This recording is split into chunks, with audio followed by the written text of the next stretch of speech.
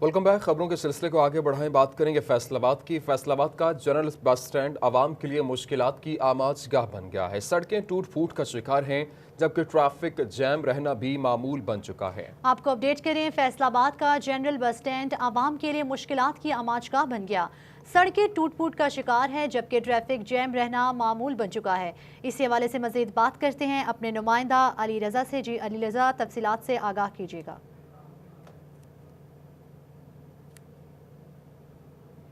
जी बिल्कुल, ये फैसलाबाद का बहुत बड़ा जो लारी अड्डा है, यहाँ पे बस स्टैंड से पाकिस्तान भर से जो यहाँ से बसें जाती हैं, लेकिन इसकी खस्ता हाली और आमाजगाह बन गया है। जगह जगह बड़े बड़े खड्डे मौजूद हैं, जहाँ से गाड़ियों को निकलना मुश्किलात का सामना होता है। शहरियों को अगर मौसम दिखा सके, अभी भी जो ट्रैफिक की रवानगी है वो स्लो इस वजह से है कि यहाँ पे जो जगह जगह जो है वो खड्डे पड़ चुके हैं। ट्रैफिक बुजुर्ग और लोगों को गुजरने में काफ़ी मुश्किलात का सामना करना पड़ता है। ये बहुत बड़ा जो है पंजाब भर का सबसे बड़ा जो है वो लारी अड्डा बस स्टैंड है, लेकिन अगर इसकी बात की जाए तो जगह जगह खड्डे होने के बाद यहाँ से गुजरना मुश्किल है। इसके बाद जो है कश्मीर अंडरपास बन रहा है, जो गाड़ियों की रवानगी है वो इस रोड के ऊपर होती है, लेकिन इसके लिए आज भी जो है वो बड़े बड़े खड्डे होने के बाद इसी रोड को अब छोड़ के लोग दूर से चक्कर लगाने हज़ारों किलोमीटर जो फसला है वो करना पड़ा। कुछ यहाँ पे लोग मौजूद हैं, उनसे बात करते हैं, उनका क्या कहना है, कितनी मुश्किलात होती है या आपको यहाँ से गुजरने में। आप रिक्शा चलाते हैं? बिल्कुल ऐसा ही है भैया, जब हम 2-3 दफ़ा इधर मिट्टी भी डाली है, पत्थर भी डाले, लेकिन उसके बावजूद फिर जब बारिशों का पानी खड़ा होता है, ये गटरों का गंदा पानी खड़ा होता है, फिर उसके बाद फिर वैसे खड्डे बन जाते हैं। इतनी दफ़ा किया, लेकिन 1-2 दफ़ा उन्होंने बनाई है, फिर वैसे ही टूट जाती है। हाँ जी बिल्कुल, इनका ये कहना है मुश्किलात का सामना करना पड़ा। कुछ यहाँ पे और भी लोग मौजूद हैं जो यहाँ पे से गाड़ी गुजारते हैं, डेली रिक्शा चलाते हैं। कितनी मुश्किलात होती है, बारिश हो जाए तो क्या होता है? ਅਸੀਂ ਇੱਥੇ ਘੰਟਾ ਰਸ਼ ਦੇ ਵਿੱਚ ਫਸੇ ਰਹੀਦਾ ਵਾ। ਟ੍ਰੈਫਿਕ ਇੰਨੀ ਕੁ ਜੈਮ ਹੋ ਜਾਂਦੀ ਆ, ਵਾਰਡਨ ਵਾਲੇ ਵਿਚਾਰੇ ਮਜਬੂਰ ਹੋ ਜਾਂਦੇ ਆ ਸਾਰੇ। ਇੰਨਾ ਬਹੁਤ ਮੁਸ਼ਕਲ ਹੈਗੀ ਆ ਇੱਥੋਂ ਲੰਘਣਾ। ਦੇਖ ਲਓ, ਤੁਸੀਂ ਆਪ ਦੇਖ ਸਕਦੇ ਆ, ਬਹੁਤ ਖੱਡੇ ਬਣੇ ਹੋਏ ਆ। ਮਿਹਰਬਾਨੀ ਆ ਇਹਦੇ ਬਾਰੇ ਕੁਝ ਸੋਚਿਆ ਜਾਵੇ। गाड़ियाँ टूट फूट का शिकार भी होती हैं जब आप लोग? बिल्कुल बिल्कुल, पैंचर होती हैं, टूट फूट का शिकार होती हैं, बैरिंग टूट जाते हैं। जो बड़ी गाड़ी इधर से गुजरती है उसका भी गुजरना बहुत मुश्किल है, ये तो फिर छोटी गाड़ी है। हाँ जी बिल्कुल, छोटी गाड़ी को भी मुश्किलात होती है। बड़ी गाड़ियाँ जो है वो यहाँ से गुजरती हैं, क्योंकि बाहर से जो है वो 72 सीढ़ी गाड़ी जो है और टाइम जो है वो यहाँ से रात से सुबह तक जो है वो निकलते हैं। यहाँ पे कुछ और भी लोग मौजूद हैं। यहाँ पे बड़ी गाड़ी तो भी होती है, छोटी भी होती है, मोटर बाइक भी होता है। कितनी होती है जब यहाँ से गुजरते हैं? जब हम लोग ये नया मैंने गाड़ी ली है और यहाँ पे कितनी दफ़ा बैरिंग टूटे हमारे। बारिश का पानी जब जमा होता है, कोई मसला नहीं पाया। जो बहुत गंदा रोड है तो बैरिंग टुट जाते साड़ियाँ गड्डियाँ, तो मसला खराब होता। साड़ियाँ गड्डियाँ बहुत दफ़ा झूले भी टुटे आ इस रोड की वजह तो ही। सिर्फ रोड साफ बन जाए, सानू और कुछ नहीं चाहिए। लारी अड्डा अपना फैसलाबाद है तो साफ होना चाहिए कि नहीं? सारे लारी अड्डे भी देखे, उधर भी देखे, सारे साफ। अपना इस लारी अड्डा साफ होना चाहिए। बहुत मुश्किल जी बिल्कुल, मुतालबा किया जा रहा है कि जो लारी अड्डा है उसको साफ होना चाहिए। जगह जगह खड्डे के बाद जो है वो गाड़ियाँ जो है वो टूट फूट का शिकार हो रही हैं। जो यहाँ पे गाड़ी चलाने वाले, रिक्शा स्टैंड वाले, तमाम लोग जो हैं, इनका ये कहना है कि जो हमारा मुतालबा जल्द पूरा किया जाए और इस रोड को जल्द बनाया जाए। रोड को जल्द बनाया जाए। बहुत शुक्रिया अली रजा हमें तफसीलात से आगाह करने के लिए। एक्सपोर्टर्स हजरात के लिए अच्छी खबर। फेडरल बोर्ड ऑफ रेवेन्यू ने मराआत याफ्ता महसूलात में 30 सितंबर 2020 तक की इजाज़त दे दी। इससे पहले तमाम डिस्कोज और गैस की तकसीम कार कंपनियों को 30 जुलाई तक की डेडलाइन दी गई थी। सनतकारों के बिजली और गैस के 3 माह के बिल 0 रेट कीमत में एडजस्ट होंगे। इसी पर बात करेंगे शिराज पट से। जी शिराज, आगाह कीजिएगा। फैसलाबाद के एक्सपोर्टर्स के लिए बहुत अच्छी खबर है, और वो अच्छी खबर ये है कि ज़ीरो रेटेड फैसिलिटी जो कि गवर्नमेंट की जानिब से दी जाती रही है उसको ख़त्म कर दिया गया था, लेकिन अब दोबारा से उसमें 3 महीने की तौसी की गई है। यानी ज़ीरो रेटेड फैसिलिटी जो 0 दर्जा बंदी की फैसिलिटी थी वो जुलाई 2020 तक ख़त्म हो चुकी थी, लेकिन उसमें 3 महीने की तौसी की गई है। और बिजली के बिलों के और गैस के बिलों की एडजस्टमेंट जो है वो 3 महीने मज़ीद कर दी जाएगी, ख़ास तौर पर एक्सपोर्टर्स के लिए। और गवर्नमेंट की जानिब से जो ख्वाब देखा गया एक्सपोर्ट बढ़ाने का, उसको पूरा करने के लिए जो गवर्नमेंट की जानिब से इंसेंटिव और फैसिलिटी और सहूलियात जो दी जा रही हैं एक्सपोर्टर्स को, उनमें से एक बड़ी सहूलत ये भी है कि 3 महीने की इसमें तौसी की गई है। यानी जुलाई नहीं, अब 30 सितंबर 2020 तक ये फैसिलिटी जो है वो जारी रहेगी। 3 महीने मज़ीद बिल जो हैं गैस के एडजस्ट होकर सनतकारों को वापस मिलेंगे, जिसमें बिजली और गैस दोनों के होंगे। इससे पहले डिस्कोज और गैस की तमाम तकसीम कार कंपनियाँ जो हैं उनको हिदायत जारी की गई थी कि जून 20 तक ये फैसिलिटी ख़त्म कर दी जाएगी, लेकिन अब उसमें 3 महीने की तौसीक़ करने के बाद 30 सितंबर 2020 तक इसकी तारीख बढ़ा दी गई है, जिसके ऊपर सनतकारों ने जो है वो इत्मीनान का इजहार किया है। उनका कहना है कि गवर्नमेंट की जानिब से जो ये फैसिलिटी बढ़ाई गई है उस पर उनके मशकूर हैं। एक तरफ हम देख रहे हैं कि सार्फिन के ऊपर बिजली का बोझ जो है वो बढ़ाया जा रहा है और बिजली की कीमतें मुसलसल बढ़ाई जा रही हैं। 1 रुपये 62 पैसे, उसके बाद 83 पैसे फ़ी यूनिट जो है बिजली की कीमत महंगी की गई। और दूसरी तरफ वही रिलीफ जो है वो सनतकारों को दिया जा रहा है और एक्सपोर्ट को बढ़ाने के लिए, मईशत को, इकॉनमी को मजबूत करने के लिए गवर्नमेंट की जानिब से ईज़ ऑफ डूइंग बिज़नेस का जो नारा लगाया गया है उसको हकीकी तौर पर अमली जामा पहनाने के लिए ही ये स्टेप लिया गया है। और अब 0 दर्जाबंदी यानी 0 रेटिंग की फैसिलिटी से एक्सपोर्टर्स मजीद 3 महीने जो हैं वो मुस्तफीद 0 रेट की पॉलिसी से एक्सपोर्टर्स फ़ायदा उठा सकेंगे। बहुत शुक्रिया, शिराज भट्ट हमारे साथ मौजूद थे। जंग में आटे और चीनी की कीमतों में मुसलसल इजाफे का सिलसिला जारी है। चीनी की सेंचुरी मुकम्मल, जबकि 20 किलो आटे का थैला 1100 रुपए से भी तजावुज कर गया। इसी हवाले से बात करते हैं अपने नुमाइंदा ब्यूरो चीफ जंग वसीम अहमद से। जी वसीम, तफसीलात से आगाह कीजिएगा। जी, ज़िले इंतज़ामिया शहर में आटा और चीनी का बहरान पर काबू पाने में कामयाब नहीं हो सकी और मुसलसल आटे और चीनी की कीमतों में इजाफे का सिलसिला जारी है। जिसमें आपको बताता चलूँ कि शहर के अंदर जो आटा चक्की पर देसी आटा फ़रोख्त किया जा रहा है उसकी कीमत 80 रुपये तक फ़ी किलो पहुँच चुकी है। जबकि अगर आम मार्केट में आटे के 20 किलो के थैले की बात करें तो वो 1100 रुपये से भी तजावज़ कर गया है। इसके साथ साथ अगर चीनी की हम बात करें तो जंग के अंदर मुख्तलिफ इलाकों में तो चीनी सिरे से गायब है, जबकि अगर कीमत की बात करें तो जहां पर दस्तयाब है वहां पर भी 100 रुपये से 103 रुपये तक चीनी जो है वो फ़रोख्त की जा रही है। लेकिन ज़िले इंतज़ामिया, price control magistrate, assistant commissioners तमाम जो हैं वो खामोश तमाशाई बने हुए हैं और शहरियों को चीनी के हसूल में, आटे के हसूल में शदीद मुश्किलात का सामना करना पड़ रहा है। बहुत शुक्रिया वसीम, हमें तफसीलात से आगाह करने के लिए। फैसलाबाद में पीटीआई सिटी तंजीम की जानिब से शहर की 126 सिटी कौंसिल की तंजीम साजी मुकम्मल। नॉर्थ पंजाब के तमाम अहदेदारान की कल लियाकतबाग रावलपिंडी में इज्तिमाई तकरीब हल्फ बर्दारी होगी। इसी पर बात करेंगे, हमारे साथ मौजूद है उमैर अजमत। जी उमैर, तफसीलात से आगाह कीजिएगा। जी, पाकिस्तान तहरीक इंसाफ की जानिब से अपनी पार्टी को ग्रास रूट लेवल पर मुनज़्ज़म करने के लिए कारकुनों की तंजीम साजी जो है वो सीसी की सतह पर की जा रही है, यूनियन कौंसिल की सतह पर की जा रही है। और इस हवाले से कल लियाकतबाग रावलपिंडी में एक इज्तिमाई तकरीब हलफ बर्दारी होगी, जिसमें नॉर्थ पंजाब के जितने भी अहदेदारान होंगे वो शिरकत करेंगे। इसी पर मज़ीद बात करने के लिए मेरे साथ पीटीआई के additional general secretary Kamran Gilani साहब मौजूद हैं, जो इस हवाले से काफ़ी मुतहर्रिक हैं। सर, एक तो बताइएगा कि कितनी जो सीसीज़ हैं उनकी अभी तक तंजीम साजी की गई है और कल जो लियाकतबाग में एक फ़ंक्शन होने जा रहा है तकरीबन हलफ बर्दारी के हवाले से, उसके बारे में भी आगाह कीजिएगा। औज़ु बिल्लाहि मिनश शैतानिर बिस्मिल्लाहिर्रहमानिर्रहीम। जैसा कि आपको मालूम है कि जी हमारी पार्टी इस वक्त तंजीम साजी कर रही है और उसमें ख़ान साहब ने बड़ा क्लियर मैसेज दिया हुआ है कि वर्कर को जो है अपना उनका हक़ दिया जाए। और ये फैसलाबाद की हमारी मदर बॉडी की पहली तंजीम है जिन्होंने आज तक कभी भी सीसी लेवल पे, ग्रास रूट लेवल पे, वार्ड लेवल पे इस तरह की तंजीम साजी नहीं हुई। हमने 157 सीसियों में से 127 सीसियाँ जो हैं वो अनाउंस कर दी हैं जी, तो बाकी हमारी तकरीबन 30 सीसियाँ जो है अपना वो मुकम्मल रह गई हैं, तो वो भी इंशाल्लाह ताला हम जो है अपना वो जो है अपना एक आध दिन में उसे मुकम्मल कर देंगे।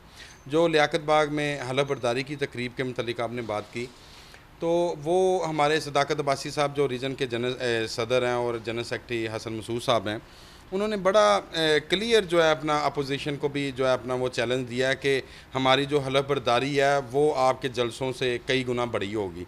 और आप उसे कल नोट भी कर लीजिएगा इंशाल्लाह ताला। आप ये देखें कि हमारे जो नॉर्थ रीजन के ज़िले हैं, सिटी है, मेट्रो कॉरपोरेशन के हैं, सीसी लेवल पे जितनी हमने जो अपना वो वार्ड मुकम्मल किए हैं, वो सारों की हलफ बर्दारी सैफुल्लाह नियाज़ी साहब और सदाकत अब्बासी साहब उस चीज़ का हलफ लेंगे जी। तो इंशाल्लाह ताला कल 12 बजे हमने तमाम अपने वर्कर्स को टाइम दिया है और 2 बजे जो है अपना हम लियाकत बाग जो है अपना वो पहुँचेंगे जी। जी बिल्कुल, पीटीआई सिटी फैसलाबाद तंजीम की जानिब से 126 सिटी कौंसल्स की तंजीम साजी मुकम्मल की गई है और कल फैसलाबाद के जितने भी ओहदेदारान हैं वो लियाकत बाग रावलपिंडी में मुनक्दा तकरीब में अपनी हलफ बर्दारी की तकरीब होगी, जहाँ पे जो मरकज़ी क़यादत है वो इन तमाम ओहदेदारान से उनकी जिम्मेदारियों बहुत शुक्रिया उमर अजमत तफसीलात से आगाह कर रहे थे। फैसलाबाद में मुस्लिम लीग नून के हवाले से अहम खबर ये है कि लीगी एमपीए महर हामिद रशीद के खिलाफ इलेक्शन ट्राइब्यूनल ने दायर पटिशन खारिज कर दी है। पीपी 117 में इलेक्शन जीतने के बाद रिट दायर हुई थी। इसी हवाले से बात करते अपने नुमाइंदा अब्दुल रहमान से। जी अब्दुल रहमान, तफसीलात से आगाह कीजिएगा। जी बिल्कुल, मुस्लिम लीग नून के हवाले से अहम खबर ये है कि यहाँ पर लीगी एमपीए महर हामिद रशीद के खिलाफ जो रिट दायर की गई थी वो खारिज कर दी गई। और इस हवाले से अगर बात की जाए तो लाहौर में पीपी 117 में यहाँ पर महर हामिद रशीद लीगी एमपीए जीते थे। उनके खिलाफ हारने वाले उम्मीदवार डॉक्टर हसन मसूद ने इलेक्शन ट्रिब्यूनल लाहौर में जज शाह जमील खान की अदालत में रिट दायर की थी, जिसमें कागजात में मालूमात छुपाने, ओथ कमिश्नर की मोहर और दस्तखत पर एतराज़ात जमा करवाए गए थे, जहाँ पर महर हामिद रशीद ने तहरीरी जवाब जमा करवाया। सुप्रीम कोर्ट के गजनफर अब्बास शाह वगैरह के केस में फ़ैसले का हवाला दिया गया, तो वहाँ पर जो अदालत ने पटिशन खारिज कर दी। और अब जो यहाँ पर ट्रिब्यूनल ने पटिशन्स ली थी इलेक्शन के बाद, जहाँ पर एतराज़ात हारने वाले उम्मीदवारों की जानिब से दायर किए गए थे, तो ये एक अहम खबर ये है कि यहाँ पर लीगी एमपीए महर हामिद रशीद के खिलाफ जो इलेक्शन ट्रिब्यूनल में रिट चल रही थी वो खारिज हो चुकी है। मान हमें तफसीलात से आगाह करने के लिए। चिन्योट के लिए एक और एजाज़। चिन्योट की तालिबा आमना खान ने माल्टा में यूनिवर्सिटी ऑफ माल्टा में बोन केसेस पर रिसर्च करने वाली पहली पाकिस्तानी साइंटिस्ट बन गई। पाकिस्तानी तालिबा आमना खान की माल्टा के सदर जॉर्ज वेला से खसूसी मुलाकात हुई। मुलाकात में चिन्योट से ताल्लुक़ रखने वाली पाकिस्तानी साइंटिस्ट आमना खान ने माल्टा के सदर जॉर्ज वेला को बोन केसेस से मुताल्लिक़ की गई रिसर्च से आगाह किया। बोन कैंसर की सिर्फ केमोथेरापी थी और कोई इलाज नहीं था। पाकिस्तानी तालिबा आमना खान की जानिब से कहा गया, बोन केसेस पर रिसर्च कर रही हूँ ताकि किसी तरीके से नेचुरल अद्वियात के साथ इसका इलाज किया जाए। आप लोग पाकिस्तानी हैं, पाकिस्तान से आकर एक नेक काम में हिस्सा ले रहे हैं जिससे पूरी इंसानियत को फ़ायदा होगा। सदर माल्टा जॉर्ज वेला की जानिब से ये बात कही गई। ये पाकिस्तान के लिए बड़े एहसास की बात है कि पहली पाकिस्तानी नौजवान तालिबा है जिसने माल्टा ने पहली बार बोन कैंसर पर रिसर्च करने का एहसास हासिल किया है। वालिदैन की जानिब से फ़ख्र का इजहार किया गया और कहा गया कि आखिर में यहाँ पर आमिना खान ने माल्टा के सदर जॉर्ज वेला को अपनी रिसर्च की किताब तोहफे में दी, जिसको पढ़कर सदर ने बहुत सराहा।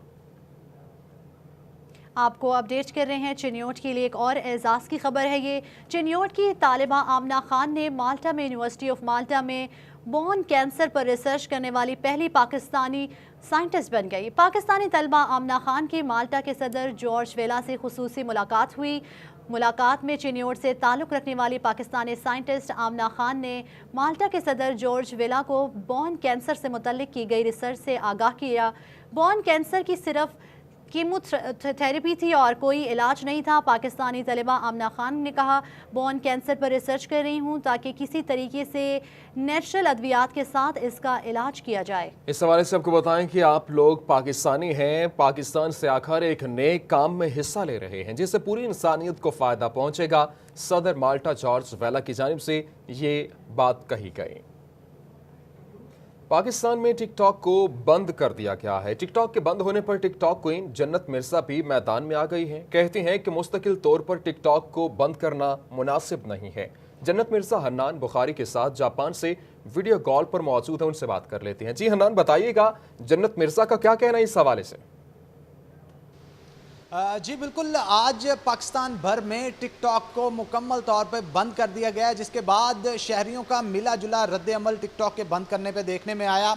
बहुत सारे शहरियों ने ये कहा कि टिकटॉक को बंद होना चाहिए था और बहुत सारे टिकटॉक स्टार्स का ये कहना था कि टिकटॉक बंद नहीं होना चाहिए। जन्नत मिर्ज़ा जो कि ख़ास तौर पे पाकिस्तान की ऐसी पहली टिकटॉक स्टार हैं जिनके फॉलोअर्स 1 करोड़ तक जा पहुँचे, और आज ही सिटी 41 पे हमने उनकी खबर भी ब्रेक की थी, लेकिन अल्टीमेटली वो पाकिस्तान के अंदर मौजूद नहीं थी, जापान के अंदर मौजूद थी, इसलिए हम उनका इंटरव्यू नहीं कर पाए। लेकिन टिकटॉक के बंद होने पे जन्नत मिर्ज़ा का इस हवाले से क्या कहना है, हमारे साथ जापान से जन्नत मिर्ज़ा जो हैं वो वीडियो कॉल पे मौजूद होंगी। जन्नत मिर्ज़ा की तरफ चलते हैं। जन्नत मिर्ज़ा, बताइएगा कि ख़ास तौर पे जो टिकटॉक पाकिस्तान के अंदर बैन किया गया है, इसके ऊपर आपका क्या कहना है? वालेकुम अस्सलाम। जी हनान, बिल्कुल अभी मैं जापान में बैठी हुई थी और मुझे पाकिस्तान से कॉल आई है कि टिकटॉक बैन हो चुका है, जो कि मेरी नज़रों में एक बहुत अच्छा स्टेप था। वो इसलिए क्योंकि पिछले कई दिनों से टिकटॉक पे काफ़ी ज़्यादा बदतमीज़ी और गाली गलौज हो रही थी। अगर ये इन्होंने टेम्परेरी बैन किया है तो मेरे ख्याल से जब ये दोबारा अनबैन हो तो SOPs और रूल्स और रेगुलेशंस के साथ ही अनबैन होना चाहिए। लेकिन अगर इसे परमानेंट बैन किया गया है तो ये मुनासिब नहीं है, क्योंकि टिकटॉक पे काफ़ी लोग आके अपना टैलेंट शो कर रहे थे, उन्हें आगे ऑफ़र्स आ रही थी, वो अपने फ्यूचर जो उनके ख्वाब थे, अपने कैरियर बना रहे थे। तो आई गेस ये परमानेंट बैन नहीं होना चाहिए, टेम्परेरी बैन हो, SOPs के साथ वापस आए, ताकि जितने भी लोग अपना टैलेंट शो करना चाहते हैं उनके पास एक प्लेटफॉर्म हो और वो अच्छे तरीके से अपना टैलेंट शो कर सकें। जी बहुत शुक्रिया जन्नत मिर्ज़ा। जैसा कि आपने जन्नत मिर्ज़ा की गुफ्तगू भी सुनी, उनका भी यही कहना था कि अगर टेम्परेरी तौर पे जो टिकटॉक है इसको बंद किया गया है फैसलाबाद के अंदर या पाकिस्तान के अंदर तो बहुत अच्छा है, लेकिन अगर परमानेंटली बंद किया गया है तो ये बहुत बुरी चीज़ है, क्योंकि ऐसे लोग जो कि फहश मवाद जो है वो टिकटॉक के ऊपर इस्तेमाल करते हैं या ऐसा मवाद इस्तेमाल करते हैं जिससे दूसरों की दिल आज़ारी होती है, तो उन लोगों को रोकना चाहिए ना। बहुत शुक्रिया हनान हमें तफसीलात से आगाह करने के लिए। फेडरल बोर्ड ऑफ रेवेन्यू की जानिब से बड़े बड़े शाहाना घरों के मालिकान की तहकीकात। सनती शहर में 2 किनाल और इससे बड़े 1052 घरों के मालिक टैक्स नेट में गैर रजिस्टर्ड निकले। रीजनल टैक्स दफ्तर की जानिब से टैक्स अदायगियों के नोटिस भी भिजवा दिए गए। उमैर असमत से बात करेंगे। उमैर असमत, इस वक्त बताइएगा क्या रिपोर्ट है? FBR की जानिब से बड़े बड़े आलीशान घरों के मालकान के रिकॉर्ड की छानबीन का सिलसिला जारी है। फैसलाबाद में 1165 बंगलों की तहकीकात में इंकशाफ हुआ है कि टैक्स देने वालों की तादाद सिर्फ 152 है। रुपए के घरों के मालकान होने के बावजूद 1052 अफराद टैक्स देना तो दरकनार टैक्स नेट में ही रजिस्टर्ड नहीं हैं, जिससे कौमी खजाने को नुकसान पहुंच रहा था। FBR हुकाम के मुताबिक गैर रजिस्टर्ड अफराद को टैक्स नेट में रजिस्ट्रेशन और टैक्स अदायगी के नोटिस भिजवा दिए गए हैं। FBR के साथ तामुन ना करने वालों को भारी जुर्माने और कानूनी कार्रवाई का सामना करना पड़ेगा। कैमरामैन राशिद अली के साथ उमैर अजमत, फैसलाबाद। FBR की जानिब से प्रॉपर्टी के कारोबार पर टैक्स की शरह 5 से 35% तक मुकर्रर। 2 लाख रुपए तक सालाना आमदन पर टैक्स लागू नहीं होगा। FBR ने माली साल 2020-21 के लिए प्रॉपर्टी के कारोबार से होने वाली आमदन पर टैक्सेस का शेड्यूल जारी किया है। सालाना 2 लाख रुपए तक आमदन पे टैक्स नहीं लगेगा। 2 लाख से 6 लाख रुपए तक की आमदन पर 5% इनकम टैक्स लगाया जाएगा। 6 लाख रुपए से 10 लाख रुपए पर 20,000 रुपये फिक्स और 10% इजाफी टैक्स लगेगा। आमदन में इजाफे के साथ साथ टैक्स की शरह भी बढ़ती जाएगी।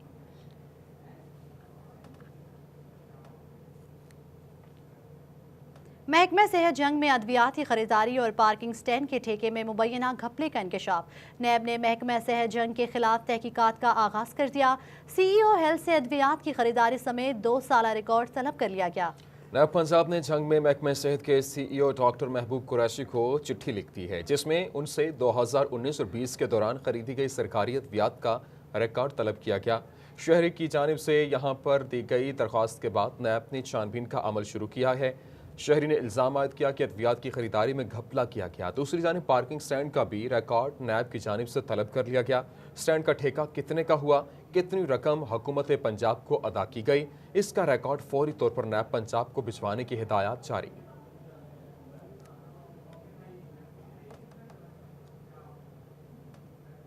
फैसलाबाद में लोकल गवर्नमेंट का नया निज़ाम तो नाफिज हो गया, मगर बेशतर मामलात में वाज़ेह पॉलिसीज़ तश्कील न पाई जा सकें, जिसकी वजह से बिल्डिंग प्लान में मसाइल का सामना है। मज़ीद देखते हैं इस रिपोर्ट में। लोकल गवर्नमेंट की जानिब से कमर्शलाइजेशन पॉलिसी मुरतब ना की जा सकी। टाउन कमेटियों और तहसील कौंसलों में मसाइल के बाइस हुकूमतों को रेवेन्यू की कमी का सामना है। दही इलाकों में मकीनों को अपना कारोबार बढ़ाने का मसला भी दरपेश है। साबिक बल्दियाती नुमाइंदगान ने फौरी मसले हल करवाने का मुतालबा कर दिया ताकि अवाम को बिल्डिंग प्लानर्स बनवाने में रिलीफ मुहैया हो सके। तो इस गवर्नमेंट ने ये जो बल्दियाती साहब का दायरे थे उनको ख़त्म करने की इनको इतनी जल्दी थी कि इन्होंने बड़ी उजलत में नया निज़ाम बनाया और उसमें बहुत सी चीज़ें वाज़े नहीं की, और अब उसको जब ये नाफिज कर दिया गया है तो बहुत सी चीज़ें ऐसी गलतियां सामने आ रही हैं जिस वजह से आवाम को बहुत परेशानियों का सामना करना पड़ रहा है। उनमें से ये एक कमर्शलाइजेशन पॉलिसी भी है कि अभी तक उसके बारे में इन्होंने तहसील की बुनियाद पे कोई चीज़ें डिसाइड नहीं की।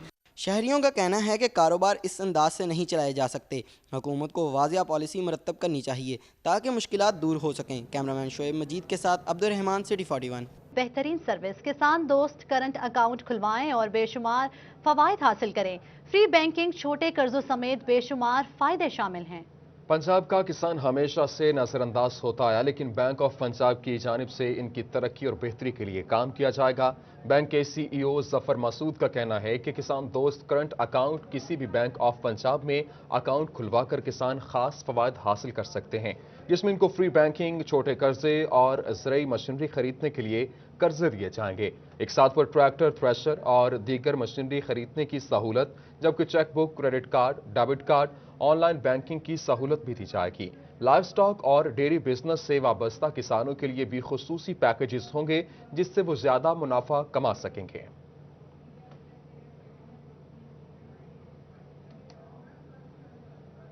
Faisalabad chamber of commerce and industry में अंडों के आलमी दिन के मुनासबत से तकरीब, शहर के मारूफ डॉक्टर समेत सदर चैम्बर इंजीनियर एहतशाम जावेद ने शिरकत की। मजीद देखते हैं इस रिपोर्ट में। एक अंडे में 77 कैलोरीज और 12 ग्राम प्रोटीन मौजूद होती है। यही वजह है कि ये हमारे दस्तरखान का अहम जुज़ है। आज अंडे के आलमी दिन पर चैम्बर ऑफ कॉमर्स में तकरीब मुनक्किद हुई। इस मौके पर डॉक्टर्स ने बजरिया प्रेजेंटेशन अंडे की अहमियत और अफादियत पर रोशनी डाली। हमने लेयर विंग वालों ने तमाम 15-20 बड़े जो हैचरी वाले हैं उनके घर पे जा के उनको रिक्वेस्ट की कि आप 5 महीने के लिए अपनी हैचरियाँ बंद कर दें, ताकि जो चूज़ा नहीं निकलेगा तो अगला चूज़ा इतने वाफर मकदार में नहीं पड़ेगा, हमारा रेट बना रहेगा। चेयरमैन पोल्ट्री कायमा कमेटी डॉक्टर सजाद ने सस्ती प्रोटीन और अंडे के फवाइद बताए। सदर chamber of commerce and industry Ehtesham Javed ने सेहत के शोबे में पोल्ट्री एसोसिएशन की कोशिश को खराज तहसीन पेश किया। दुनिया की 9th largest poultry producing country है जी हमारा।